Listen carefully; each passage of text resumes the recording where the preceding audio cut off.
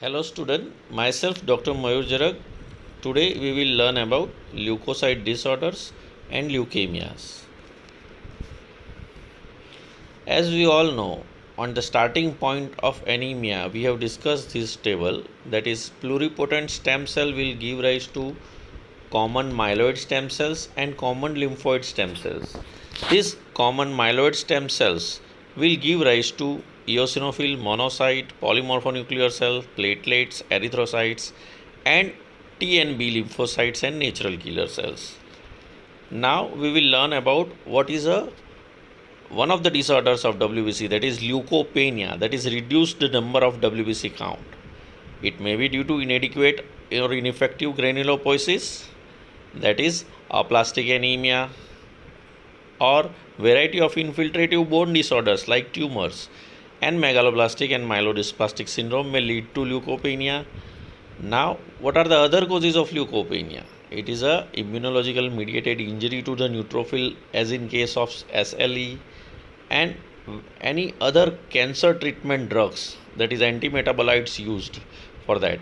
One another cause is splenic sequestration and increased peripheral utilizations in case of bacterial, fungal and rickettsial infection, that you can see in the late stages of septicemia, that count may be reduced. This is one of the best example for that. Usually in septicemia count increase, but in late stages when septic shock occurs, it may lead to leukopenia because of increased peripheral utilization. So leukopenia, once again, it may be due to ineffective granulopoiesis, that is aplastic anemia, megaloblastic anemia or myelodysplastic syndrome, and it may be due to immunomediated, that is SLE, or splenic sequestration or increased peripheral utilization in case of bacterial, fungal and rickettsial infection. Now we will learn about what is leukocytosis, that is increased WBC count. It may be neutrophilic leukocytosis, that is in case of acute bacterial infection, especially those caused by a pyogenic organism is usual cause of neutrophilic leukocytosis. In case of eosinophilic leukocytosis, causes may be due to allergic disorders like asthma, skin disease, parasitic infection, and certain drug reactions may lead to eosinophilia. Basophilia is rare, but it is an indicative of myeloproliferative, that is a CML. Basophilic leukocytosis mostly occurs in CML. Monocytosis in case of any chronic infections or infection is improving, that is chronic infection like tuberculosis, bacterial endocarditis, rickettsiosis, malaria, collagen vascular disease, and inflammatory bowel disease, that is ulcerative colitis, may lead to monocytosis. Now lymphocytosis, it usually because of tuberculosis, brucellosis like chronic immunological conditions, and viral infection like hepatitis A, Epstein-Barr virus and Bordetella pertussis infections in pediatric patients. These are the causes of lymphocytosis. Now students, we will learn about leukemoid reaction. The word itself, leukemoid, the word itself says it is a leukemia like, but it is a reaction, that is leukemoid reaction. Particularly in infant, here we will learn that particularly in inflammatory states and severe chronic infection, many immature granulocytes appear in the blood and simulating a picture of myelogenous leukemia. It is not actually a leukemia. It's a reactive condition that mimics a leukemia. That is called leukemoid reaction. Special laboratory studies are helpful in distinguishing the reactive and neoplastic leukocytosis. Usually a WBC count in case of leukemoid reaction is up to 75,000. Bone marrow differential diagnosis will not show myelocyte peak as in case of CML. An LAP score will be a normal. This is the important short note, leukemoid reaction, that you have to remember. It is leukemia like, but it is not a leukemia. Now what is a leukemia? Okay, it is a group of disorder characterized by malignant transformation of blood forming cells. Okay, it is a hematopoietic cells will convert into a malignant transformation, that is called a leukemia. Now remember, the proliferations of leukemia cells takes place mainly in the bone marrow and lymphoid cells. Ultimately, abnormal cells appear in the blood and raising the total white blood cells count to a high level, and this leads to features of bone marrow failure and involving other organs like liver, spleen, lymph nodes, meninges, brain, skin, etc. So these hematopoietic cells initially, in any case, it will fill the bone marrow. So the pancytopenia will be the features initially. Okay, so let's classify this leukemia, that is hematopoietic malignancy. That is, a leukemia is classified on the simple. It may be acute, it may be chronic. Acute may be of two types. We have seen the first table, the generation. According to the generation, the classification is also like that. Acute may be of acute myeloblastic leukemia, acute lymphoblastic leukemia. Chronic myeloid leukemia, chronic lymphoid leukemia. So generally acute leukemia have rapidly downhill course, whereas chronic have a more indolence, means gradual generation is a course of chronic cases.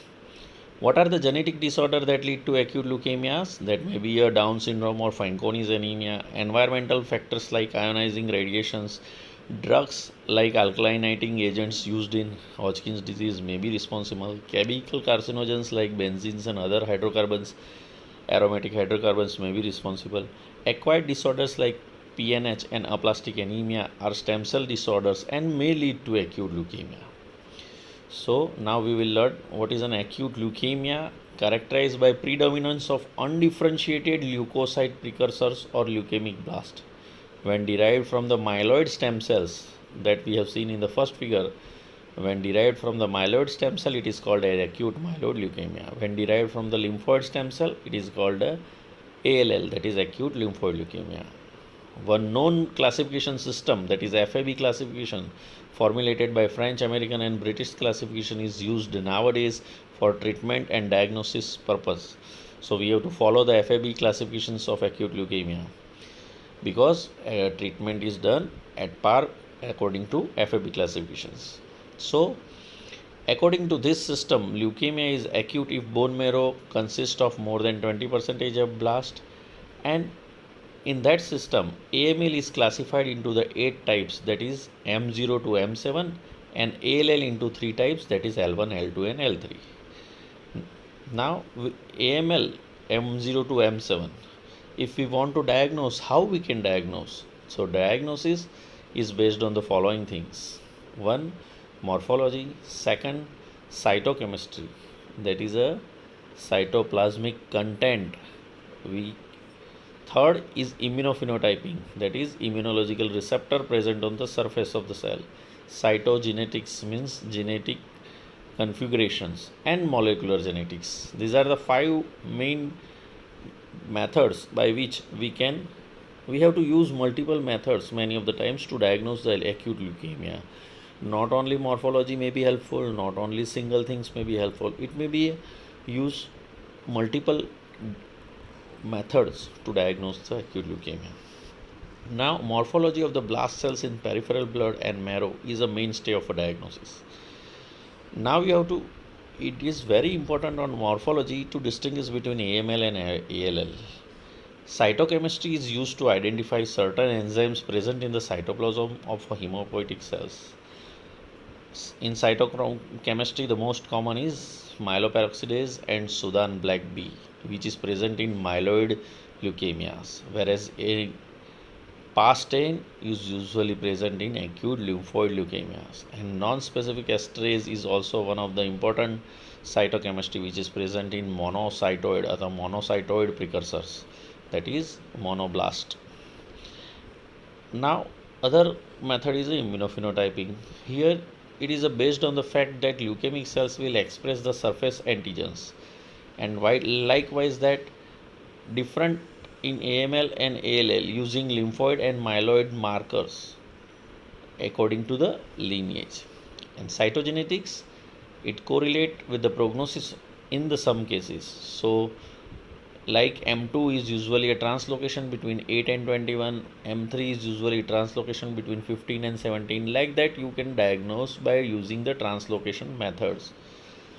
Now we will learn about acute myeloid leukemia. Affect primarily in adults between 15 to 39 years of the age. Clinical features due to bone marrow failure, it may be anemia, it may be infections, it may be a bleeding manifestations. DIC may be present in AML M3, fever due to infections, due to organ infiltrations or due to replacement of the bone marrow, bone pains and sternal tenderness due to bone infarcts, splenomegaly, hepatomegaly and gum hypertrophy in AML M4 and M5 is a common. Many of the time skin manifestation like rash and nodules are present in AML 4 and 5. Chloromas, it is a localized tumor forming mass in the skins or orbit due to infiltrations of neoplastic cells. Remember, this is a very good short note, chloromas. It is a localized tumor forming mass in the skins or orbit due to an infiltration. It may lead to a CNS manifestations. Laboratory findings of acute leukemia low as red cell precursors are replaced by leukemic cells. Total count will be increased from 20,000 to 1 lakh. And there are two entities called subleukemic leukemia and aleukemic leukemia. In both of these cases, it is a leukemia, so bone marrow is studded with the blast cells. However, in case of subleukemic leukemia, the peripheral blood shows very few blasts. However, in case of aleukemic leukemia, you will not see any blast in the blood. That is the difference between leukemia and subleukemia. Blast peripheral smear shows presence of a blast, and they are large cells with high NC ratio, open nuclear chromatin and presence of 2 to 5 nucleoli in case of myeloblast. Remember, 1 to 2 nucleoli in case of lymphoblast. Here 2 to 5 nucleoli as it is an AML.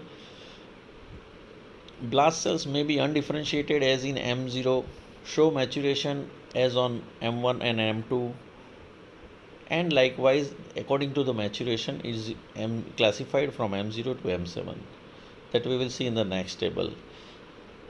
Platelets are moderate to severe reductions and neutropenia is the features because marrow is replaced by the blast cells. You can see the myeloid markers like 13, CD13, 33, 15, whereas the monocytic marker that is 14, 64 and 11 is usually present. Here the same markers of antigenic leukemia is usually seen. Now bone marrow. Bone marrow is hypercellular, replaced by the blast which constitute more than 20%. So bone marrow replaced by the blast cells which constitute more than 20% is the hallmark of diagnosis of acute leukemia. Remember, many of the time you will not see peripheral smear having a blast cells, but a bone marrow more than 20% of blast, it itself says patient is suffering from acute myeloid leukemia or acute leukemia. Morphology, cytochemistry and immunophenotype is carried out for FAB subtyping of M0 to M7. Here you can see the table. M0 is minimally differentiated AML, whereas M1 is AML without maturation. Here differentiation towards myeloid is complete, so maturation is question. So M0 is minimally differentiated, whereas M1 is differentiated full but without maturation. M2 is with maturations, and M3 is acute promyelocytic leukemia. The next stage, acute promyelocytic leukemia. M4 is myelomonocytic leukemia, and M5 is acute monocytic leukemia. M6 is acute erythroleukemia, and M7 is megakaryocytic leukemia. So students, it is very easy to remember once you know that M7 is megakaryocytic leukemia, M6 is erythroleukemia. Now M0 naturally it is a minimally differentiated leukemia. M4 and M5 last two are the monocytic. One is an absolute monocytic, that is M5, and promyelocytic and monocytic, that is myelomonocytic. M4 is myelomonocytic. Now it is, you have to remember M1, M2 and M3, that is without maturation, with maturation and promyelocytic leukemia. By this way, it is very easy for you to remember M0 to M7. Remember, uric acids will be high in case of a patient suffering from leukemia because increased due to tumor lysis during a therapy. Prognosis mostly depend on cytogenetic markers. Remember, this is like a chromosomal arrangements seen by uh, cytogenetics, that is AML 821 prognosis is favorable, whereas if in AML with translocation 1123 you will see that the prognosis will be poor. Like that the cytogenetics will be helpful. Now we will learn about ALL, that is acute lymphoid leukemia. Remember, these are the usually between the 1 to 5 years of the age and also in the age of 30 to 40. Clinical features is usually fatigue and pallor due to anemia, infection due to neutropenia, hemorrhage due to thrombocytopenia, bone pains, usually a sternal tenderness, and hepatosplenomegaly is usual features. CNS involvement is very few cases. WBC may be increased from 20,000 to 2 lakhs. Subleukemic or leukemia may be present. Cytochemistry, here the cytochemistry cells are pass positive. Peripheral smear shows anemia, neutropenia, platelet count will be reduced. Bone marrow will show marked hypercellular and more than 20% of the blast will be present. Here you can see increased LDH, and morphologically L1, L2 and L3 are the two. Remember, the L1 is the smallest one, that is predominantly small cells will be said. L2 is known for its heterogeneity. It means it may be a small cells, it may be large cells, it may be large, small and racket different types of cells, whereas in case of different shapes of the cells. However, in case of L3 it is a large and homogeneous and usually have a deep blue cytoplasm. So it is easy that if you see large homogeneous populations of blast cells with deep blue cytoplasm, it is L3. If you see predominantly small cells with scanty cytoplasm, it is L1, and rest is an L2. Now immunophenotyping. B cells have a immunophenotyping like CD22, CD19, and T cells have a CD5, 2 and 7. Now we will learn about chronic myelogenous leukemia. Chronic myelogenous leukemia is a disease primarily adults between the age of 25 to 60 years and peak incidence in the 4th and 5th decade. It is a stem cell disease characterized by leukocytosis with granulocytic immaturity, basophilia, splenomegaly, and chromosomal abnormality, that is Philadelphia chromosome. It is one of the chronic myeloproliferative disorders. It is a chronic myeloproliferative disorder. CML is a, remember there are the other chronic myeloproliferative disorders other than CML. This is the like polycythemia vera, essential erythrocytosis. These are the other chronic myeloproliferative disorders, and CML is one of them. Etiology, exact etiology is not known, but various factors may induce chromosomal aberrations of Philadelphia chromosome, resulting in controlled proliferations, ionizing radiations, HLA associations, and Philadelphia chromosome.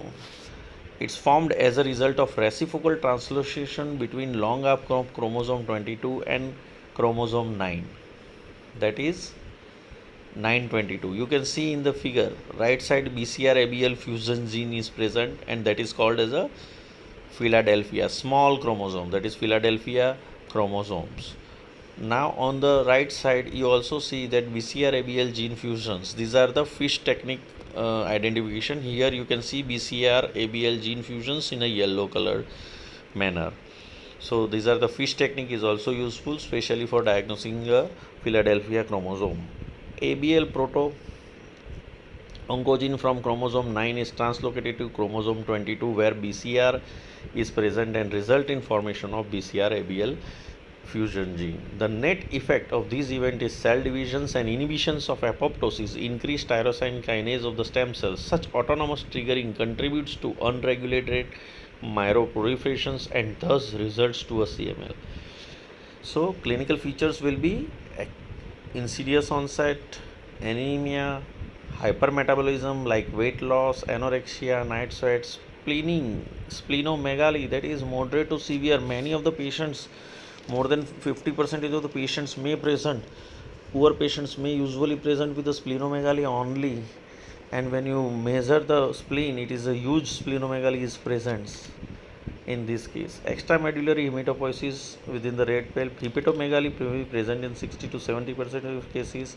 Bleeding tendency may occur. Features like gout, visual disturbance, neurological manifestation, priapism may occur. Here you can see the splenomegaly. Lab finding: anemia moderate to normocytic or normochromic anemia, white cells marked leukocytosis, peripheral smear myeloid cells of intermediate grade and mature neutrophils is present. Myeloblast more than 10%. Increase in the basophil and eosinophilic is 5 to 15% of the cells. Platelet may be raised. It is a chronic disorders. NAP scores is reduced. Bone marrow is markedly hypocellular. AMI ratio is markedly increased. Differential count, myelocyte, metamyelocyte peak, increased eosinophil and basophil. These are the two important finds. That is myelocyte, metamyelocyte peak and increased eosinophil and basophil. These are the typical findings in case of CML, peripheral smear. Erythropoiesis is reduced. Cytogenetic studies are useful to identify, and others are the uric acid will be increased. Natural history of CML is one of the slow progression, and even without a treatment, a median survival of 3 years can be expected. Sometimes, after a variable period of 3 years, approximately 50% of the patients enters into an accelerated phase, during which there is an increasing anemia and thrombocytopenia. Sometimes, strikingly, peripheral blood basophilia, blast increase 10 to 19% of the cells. So this is an accelerated phase where blast may be increased from 10 to 20, that is 10 to 19, and one is the blastic phase in which the blast is more than 20. So it is a blastic crisis is resembles the acute leukemia, because I have told you, once the bone marrow have a blast more than 20%, it should be considered as an acute leukemia phase.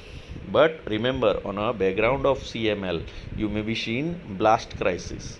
So you have to identify whether this is a blast crisis AML or it is a acute myeloid leukemia. Blast may be more than 20%. Treatment: molecular pathogenesis of a CML has led to introduction of the drug that inhibit the BCR-ABL kinase, which induce a complete hematological remissions in more than 90% of the patients. This remarkable clinical success has rightfully created great excitement around development of other drugs.